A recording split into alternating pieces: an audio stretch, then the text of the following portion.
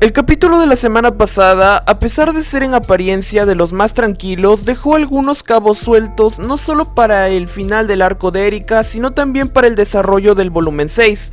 ¿Qué punto y aparte les está encantando a la mayoría cómo es que se está llevando la adaptación de las novelas ligeras? Pero antes de iniciar a fondo, les quiero pedir que se suscriban a mi canal, donde siempre hablamos de anime, manga y novelas ligeras.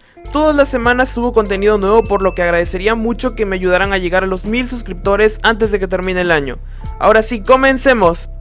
Supongo que bajo mi criterio personal, lo más importante estuvo al principio y al final, así que trataré de profundizar bastante más en eso.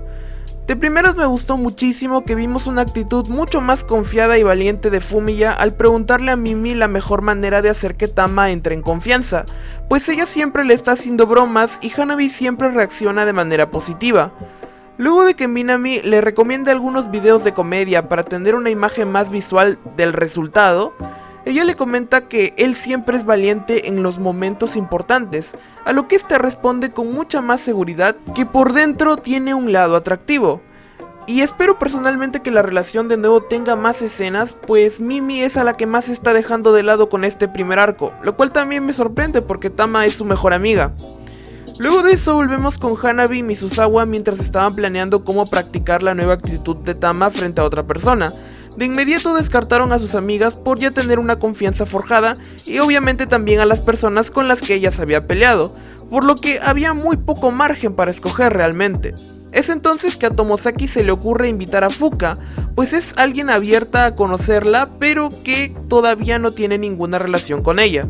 La confianza que han adquirido fuera de pantalla Tomosaki y Kikuchi ya es la suficiente como para hacerse entre sí este tipo de favores, y además hablar de temas más personales, pues ella le dice sin filtros lo que sospecha de Erika con mucha más confianza de lo normal.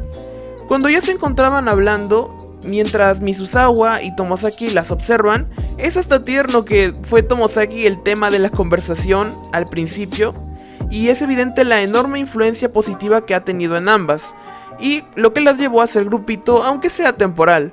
Fuka por otro lado demuestra bastante empatía por ella, intentando hacerla sentir mejor y recalcando que ahora tiene bastantes más amigos que cuando Aoi y Mimi la cogieron.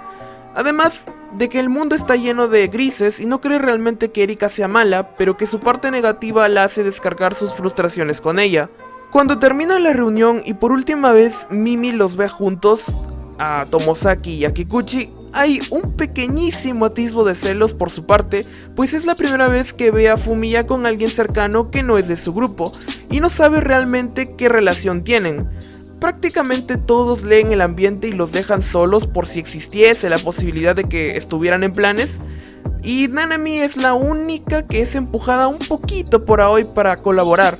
Pero me sorprende que no haya utilizado sus evidentemente muy desarrolladas habilidades sociales para negarse o voltear las cosas a su favor, algo que podría ser indicio de que aún no estaba tan interesada en Tomosaki, o no quería tener un momento incómodo estando entre ambos, o simplemente pensó que ellos aún no estaban en un punto donde debía preocuparse de que algo malo pase.